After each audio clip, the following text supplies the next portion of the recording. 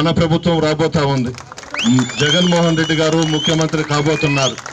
వ్యాపారస్తులందరికీ ఈ మెయిన్ రోడ్లో ఉన్నటువంటి షాపులు పెట్టుకుని నష్టపోయిన వాళ్ళందరికీ మీకు అండగా ఉంటాం.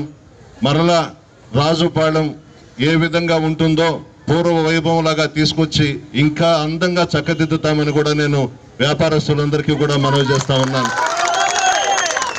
ఎవరు కూడా ఎవరిని చూసి భయపడాల్సిన అవసరం లేదు. మేము అండగా ఉంటాం. రాజుపాలెనికి అభివృద్ధి కార్యక్రమాలు, సంక్షేమ కార్యక్రమాలు చేసి పెద్దపీట వేస్తాం.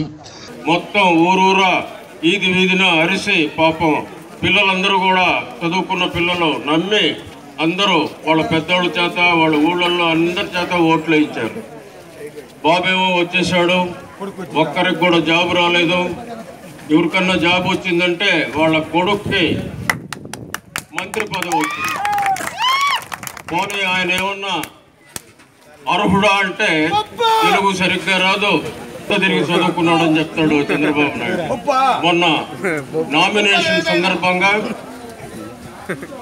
నామినేషన్ వేసి బయటకు వచ్చినప్పుడు పత్రికల వారు, టీవీల వారు అడిగారు ఆయన, అయ్యా నామినేషన్ వేశారు మంగళగిరిలో, ఎంత మెజారిటీ వస్తుంది అని. 5 లక్షలు.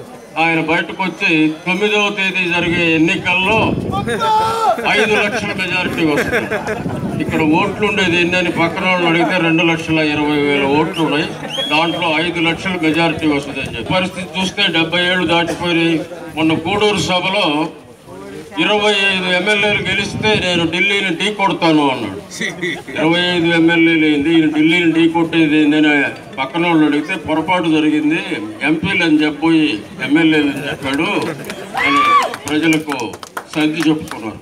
అంటే ఆయనకు చూస్తే అస్తాస్తం, ఈయనకి చూస్తే సగం తెలుసు సగం తెలియదు. రేపు ఈయన్ని ముఖ్యమంత్రి చేయాలని చెప్పి ఆయన ప్రయత్నం.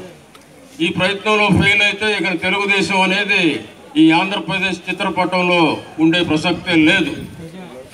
ప్రజలు బాగా విసుగు చెందున్నారు.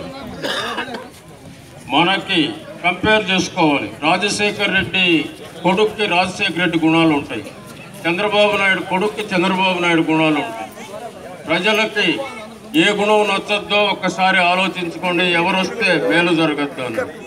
గతంలో మీరు చూసుంటారు, 2004కు ముందు మన నెల్లూరు జిల్లాలో 3 సంవత్సరాలు వర్షాలు రాలేదు. 3-4 సంవత్సరాలు.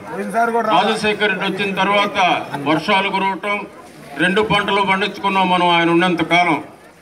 ఈ మహానుభావుడు వచ్చిన తర్వాత మొదటి పంటకే నీళ్లు లేని పరిస్థితి. వర్షాలు లేవు, బోర్లలో నీళ్లు లేవు, బావుల్లో నీళ్లు లేవు.